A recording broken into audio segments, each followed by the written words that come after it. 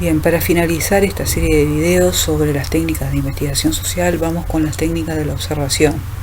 Cabe destacar que estas tres técnicas que se estuvo viendo, la encuesta, la entrevista y la observación, no agotan el abanico de técnicas de investigación social que hay en ciencias sociales. Hay otras, como por ejemplo la experimentación, la sociometría, el panel, el censo. Tratamos las tres principales y que a su vez son susceptibles de ser utilizadas en los proyectos que van a realizar ustedes. Bien, la observación consiste en captar información del fenómeno que se va a estudiar a través de los sentidos, es decir, a través de la vista. Se observa el comportamiento no verbal de los sujetos.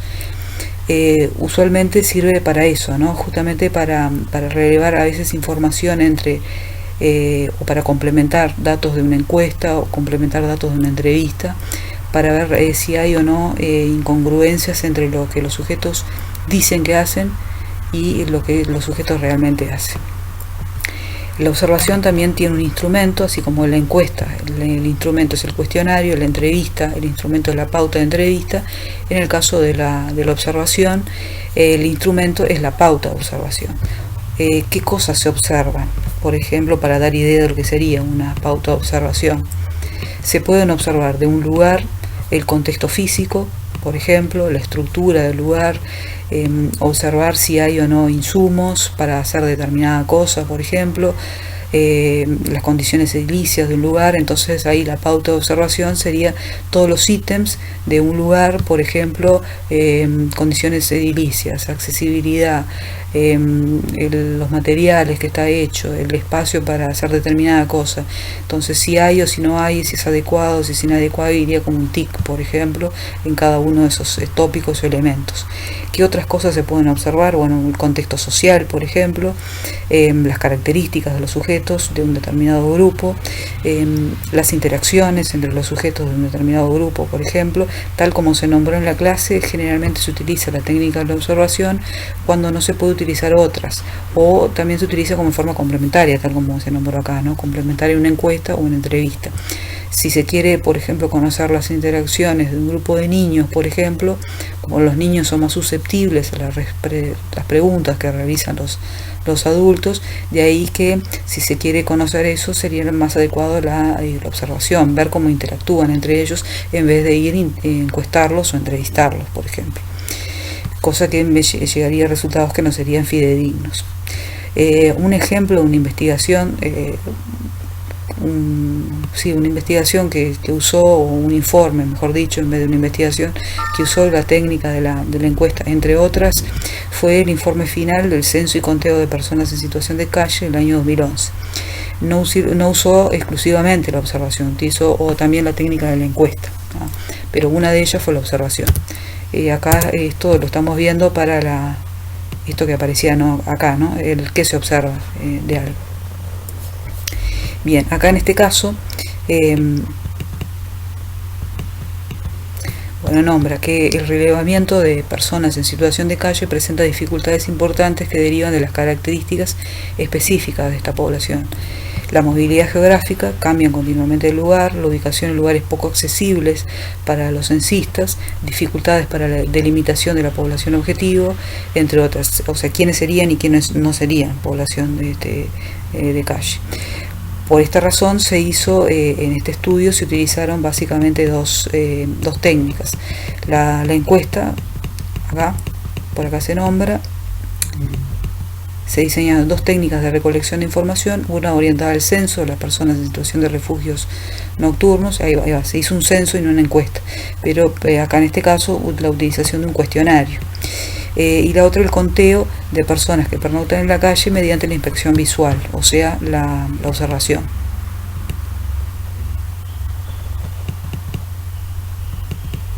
Acá, el conteo de personas pernoctando en la calle, se aplicó la técnica de punto en el tiempo.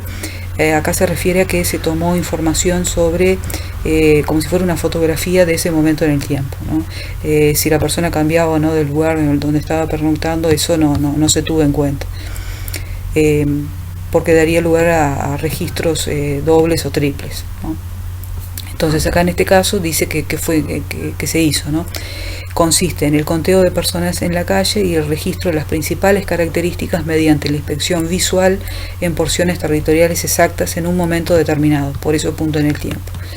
Entonces se observa a la persona que está pernoctando en la calle y se registran los datos observables, como el lugar donde está pernoctando, la ubicación geográfica, el sexo estimado, la edad estimada y si trataba de individuos aislados o de grupos de personas. Con base en eso se logró el conteo de las personas en situación de calle. Esto lo traigo como un ejemplo de un estudio, un informe que utilizó la técnica de la observación. Acá, ¿no? Estamos en este ítem en el que se observa. Bien, la observación tiene básicamente dos tipos de observación. En el caso de ese ejemplo que se nombró ahí,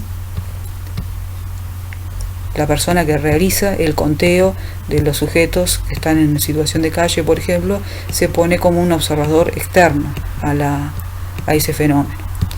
Es decir, los tipos de observación se pueden clasificar según el rol que asume el investigador con base en el develamiento de su identidad. En este sentido, se puede hablar de una observación no participante, como sería el caso del ejemplo que se nombró,